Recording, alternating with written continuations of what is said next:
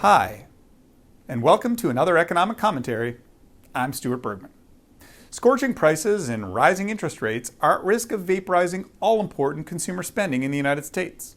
Caught in the crosshairs of war, Europe is fighting fires on multiple fronts as industry struggles with hot energy prices, the prospect of gas rationing, and new supply chain disruptions in the context of evaporating consumer confidence and a number of simmering political crises.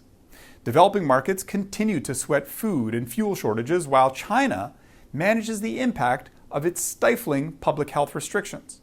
Maybe we need to replace the popular Ella Fitzgerald summer soundtrack with Bananarama's Cruel Summer. With that in mind, EDC Economics updated the list of the top 10 risks facing the global economy. In no particular order, here's what's keeping our dismal scientists up in the heat of the night. In efforts to tame surging prices and manage inflationary expectations, central banks in the US, Canada, and Europe are aggressively raising interest rates and running down balance sheet accumulations. Tighter financial conditions will dampen consumers' ability to spend and, depending on the pace and magnitude of the tightening, could drive advanced economies into recession. What's more, as interest rates jump well above neutral levels, a significant repricing of risk will ensue. Depending on the terminal rates at which central banks ultimately land, such repricing could have disruptive impacts on financial markets, hitting equity, credit, and even housing markets, taking the shine off certain commodities, and impacting currency stability.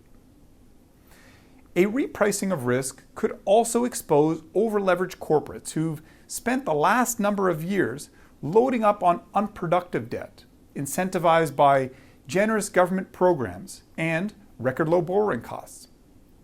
With non-financial corporate debt reaching an estimated 98% of global gross domestic product by the end of 2021, a wave of corporate defaults remains a key vulnerability for the global economy. Government debt also ballooned over the pandemic, with close to 50 countries now either in debt distress or at a high risk of it. While the risk of a systemic sovereign debt crisis remains low, higher interest rates in advanced economies could reverse capital flows into developing markets. The strong US dollar further adds to pressures facing those countries with high levels of dollar-denominated debt. Supply chain vulnerabilities may have gained prominence because of COVID-19, but the risks posed by integrated production networks won't fade with the pandemic. Extreme weather, geopolitical uncertainties, or even another global pandemic could easily disrupt supply chains again. While manufacturers have boosted inventories in response, companies will now start to look to better balance efficiency and resiliency going forward. As companies secure their production processes, governments are also increasingly adopting industrial policies in order to safeguard strategic sectors and reduce their economic dependency. An unwinding of globalization risks adding costs to consumers and taxpayers and jeopardizing wealth creation for trading nations like Canada. The impact of the Russia-Ukraine conflict and Western-led sanctions on Russia upended the supply of key commodities and raised questions around traditional transport networks.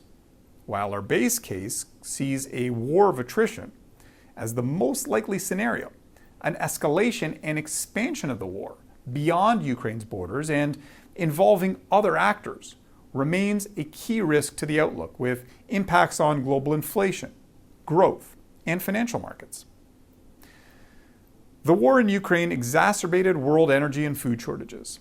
High fuel and food prices and their inflationary effects have increased economic uncertainty and social unrest across the globe. The energy crisis has also altered the geopolitical landscape as countries seek alternative supplies of energy and could shift the global energy trade's center of gravity from petrostates to electrostates. As the cost of food and fertilizers rise, the effects of a global food crisis are being felt by consumers and governments around the world. In many developing markets, the impact here could be catastrophic, unwinding development gains made over the past decade and contributing to political unrest across much of the global south. International recognition of the need for urgent action on climate and other environment, social, and governance challenges has increased pressures on governments and industry to demonstrate stronger commitments in these areas. These commitments are more and more moving from voluntary programs to regulatory requirements and promoting convergence around ESG standards and targets. Now, companies not ready for these challenges or that haven't factored in transition costs will be priced out of the market. The bottom line? As we struggle to exit the global pandemic, the path ahead is fraught with risk. Many of these risks are interrelated and interdependent, perhaps more so than at any other time in recent history. Here's hoping that a gentle unraveling of these risks is more than just a summertime dream. This week, a very special thank you to Ella Fitzgerald, Bananarama, Ray Charles, and Gordon Lightfoot, and of course, the analysts of the Economic and Political Intelligence Center. As always at EDC Economics, we value your feedback. If you have ideas for topics that you'd like us to explore, please email us, and we'll do our very best to cover them in future editions of the commentary. Until next time, thanks for watching.